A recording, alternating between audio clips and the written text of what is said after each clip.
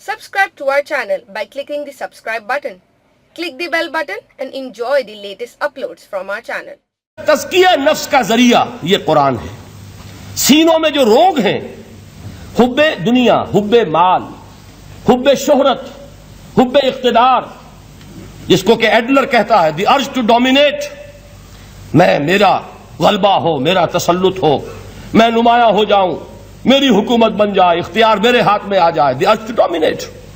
یہ ساری ارجز ہیں ہماری در حقیقت جس سے فساد رونما ہے. یہ حب مال ہے جس کی وجہ سے ہمارے اندر تنافس ہے. الہاکم التکاثر حتی زرتم المقابر. یہ کثرت اور بہتات کی طلب تمہیں غافل کیے رکھتی ہے یہاں تک کہ قبروں تک جا پہنچتے ہو. آنکھ انسان کی کھل نہیں پاتی. جس کے پاس 10 نسلوں کے لیے کھانے کو موجود ہے، اس کی بھی حرص جو ہے اور مزید کا لالچ جو ہے وہ ختم نہیں ہوتا. یہ چیزیں ہیں اصل روگ. ان دلوں کے روگوں کا اور سینوں کے اندر کے ان امراض کا علاج قرآن ہے. رضی اللہ تعالیٰ عنہ سے بھی ایک حدیث مروی ہے، لیکن اس کا متن مجھے یاد نہیں تھا.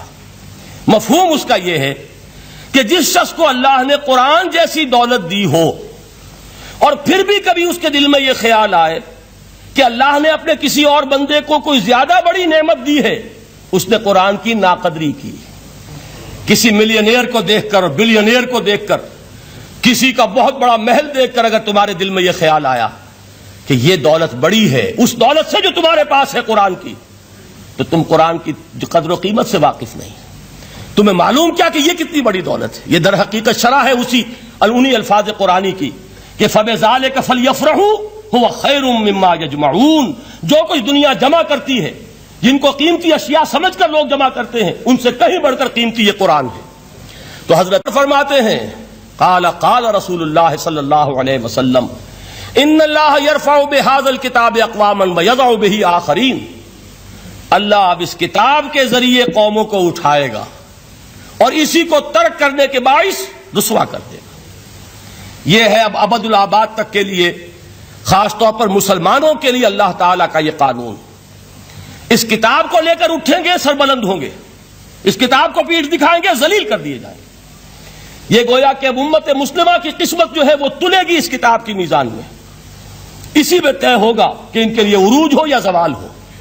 اسی کو وہ جواب شکوہ میں علامہ اقبال نے سادہ ترین الفاظ میں کہا تھا، وہ زمانے میں معزز تھے مسلمان ہو کر اور تم خار ہوئے تاریک قرآن ہو کر. فارسی میں اسی کو مفہوم کو جو ادا کیا ہے جس خوبصورتی سے، اس کا تو جواب نہیں ہے کہ اے مسلمان خار از مہجوری قرآن شدی، تم جو ذلیل و خار ہو گئے ہو دنیا میں. ایک سوال شاعر نے کبھی کیا تھا نا، بڑا پیارا سوال تھا، ہے آج کیوں ذلیل کہ کل تک نہ تھی پسند گستاخی فرشتہ ہماری جناب میں. بڑا پیارا سوال ہے. جواب علامہ اقبال دے رہے ہیں، خار از مہجوری قرآن شدی، قرآن سے لا تعلق ہونے کی بنیاد پر تم ذلیل و رسوا ہوئے ہو. شکوہ سنجے گردش دوراں شدی، گردش دوراں اور گردش فلک اور فلک ناہنجار اور فلک کج رفتار، اس کو خامخواہ گالیاں دے رہے ہو، اس کا خامخواہ شکوہ کر رہے ہو، شکایت کر رہے ہو. یہ تو اے باد صبائی ہما آوردہ تست، یہ تمہارے اپنے کرتوتوں کی صدا ہے جو تمہیں مل رہی ہے. تم نے قرآن کو پیٹھ دکھائی، تم ذلیل و رسوا کر دیے گئے. خار از مہجوری قرآن شدی، شکوہ سنجے گردش دوراں شدی، اے چو شبنم بر زمیں افتندئی در بغل داری کتاب زندئی.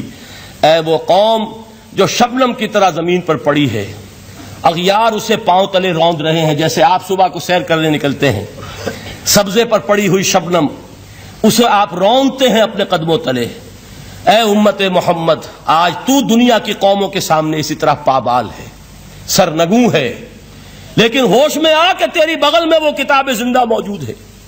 وہ کتاب زندہ جس نے کہ دنیا میں یہی جزیرہ نما عرب، وحشی لوگوں کا مسکن، نہ یہاں علم، نہ یہاں تمدن، نہ یہاں تہذیب، نہ یہاں تنظیم، کوئی ڈسپلن نہیں، کوئی حکومت نہیں، کوئی تہذیب نہیں، کچھ نہیں، تاریکیاں ہی تاریکیاں. یہی کتاب تھی جس نے اسے منور کیا. یہی کتاب تھی جس نے دنیا کا امام بنایا. یہی کتاب تھی جس نے دنیا کا معلم بنایا.